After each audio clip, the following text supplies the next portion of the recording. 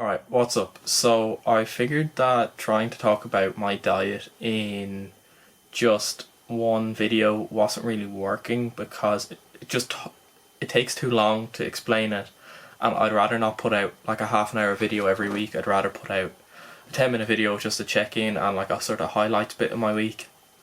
And then if something comes up like this, I can put it up during the week and then just have more content going out, you know?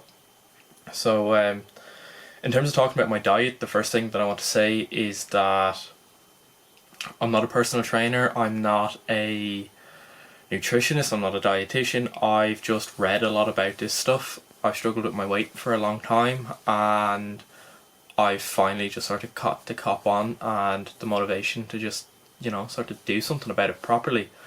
And in terms of like my heaviest weight, at one point last year I weighed myself at 248 pounds, and I'm sure I was 150 at some point around that time as well, or 250, yeah, and which obviously was a lot heavier than I am now, almost 3 stone heavier than I am now, almost. Well, not quite. 2 stone heavier than I am now, at least 2.5 stone. And I just knew that I had to lose it, so that's why before Christmas I did the transformation challenge thing with Gary Pineda, because I was off college and I figured if I was ever going to do it, I was going to do it then. And now with the quarantine or the lockdown, it's the same thing. I'm gonna do it now, which is why I started the YouTube channel. So basically the way I've been doing my diet is I've been kind of mixing two different forms. I've been mixing intermittent fasting with If It Fits Your Macros, so sort of a flexible dieting thing. So intermittent fasting is generally just shortening the amount of time you have in a day to eat your food. So basically what I do is that when I wake up first thing in the morning, I generally have like a protein bar, especially on days where I'm going to do some exercise, just to fuel the workout. So I'll wake up, I'll get some sort of an energy drink, usually a 0-calorie energy drink, and a protein bar, just to like fuel me and start your day off with a bit of protein as well. And then in around lunchtime, I'll make my first meal of the day, which is usually like protein pancakes that I'm sure you've seen me make, and then for my dinner I'd have maybe like 2 chicken fillets and a little bit of rice, or whatever else will fit into my macros for the day.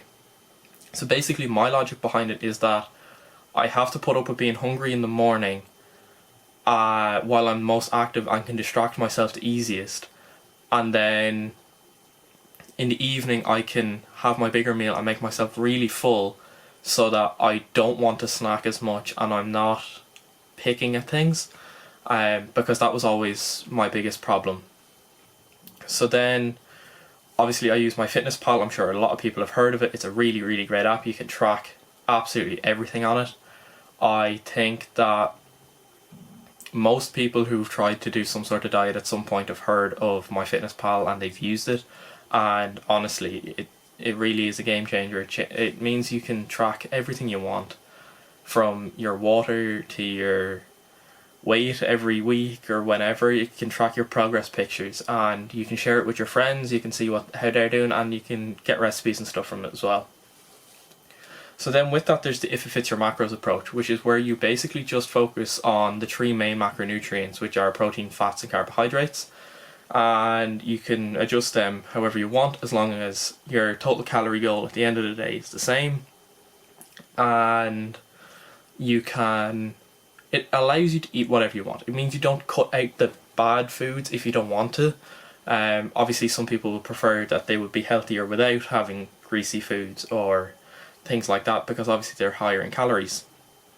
So it means that you can plan your days ahead, that if you know that you're going out for dinner, or you know that you want to have a specific pizza, like all the franchise companies have to legally give out their nutritional information. So if I know that I'm going to have Domino's at the weekend, I can see how much of a Domino's I can eat and what calories and what macronutrients are in it, and then that will allow me to go and plan out the rest of my day, or even the rest of my week if I want to be that specific, if I want to save up calories until I get there. or I want to make allowances the rest of the week. It basically just means that you have to be in a caloric deficit if you want to lose weight. So a caloric deficit means that you are outputting more energy than you're consuming. So to maintain my weight, for example, let's just say it's 2,500 calories. So for the amount of exercise that I do, or the amount of energy that I output every day, would be 2,500 calories.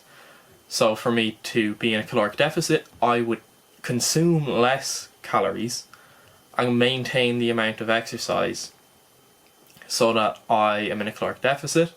If I wanted to put on weight, or if I wanted to bulk, then all I would do is go into a caloric surplus, where I'm eating more calories than I am exercising and burning off.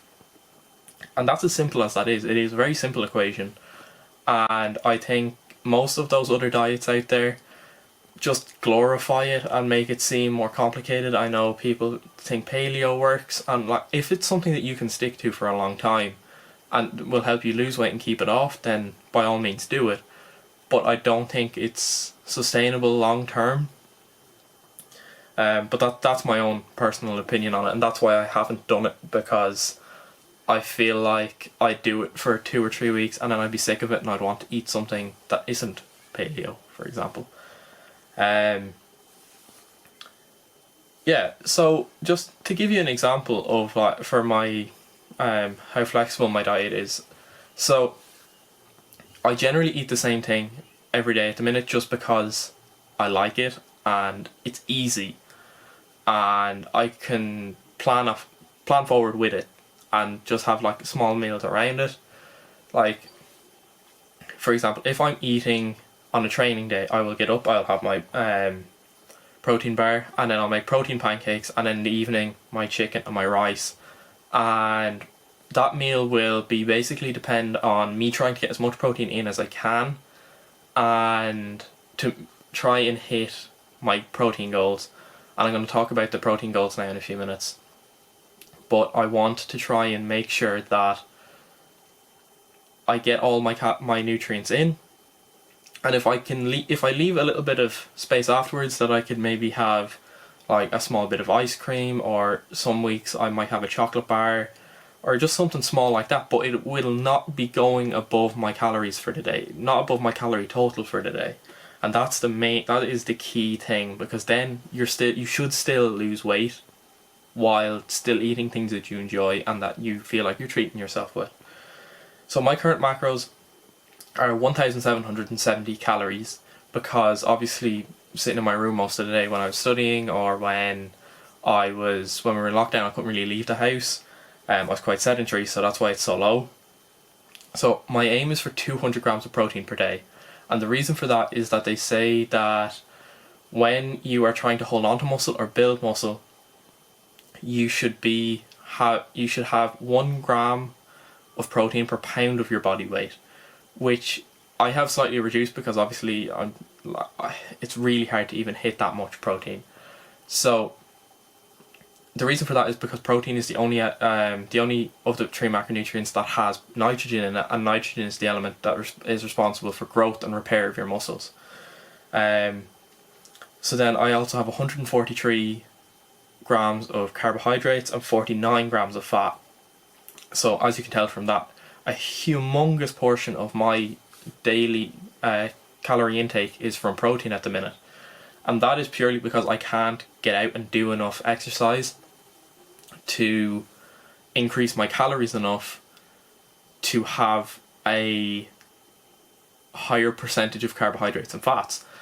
So it's just the way it's been for the last while. But now that the golf courses have reopened, and hopefully you'll see the video of my first day back out at golf, hopefully you'll see that soon.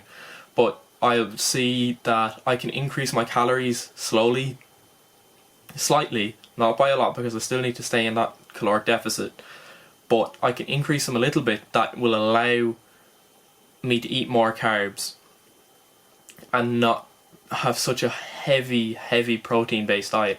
It's obviously still going to stay very, very high, because I still need the 200 grams of protein a day, but the ratio will change. And yeah, having such a high protein diet is kind of difficult. So in terms of supplements, I just have whey protein that I take.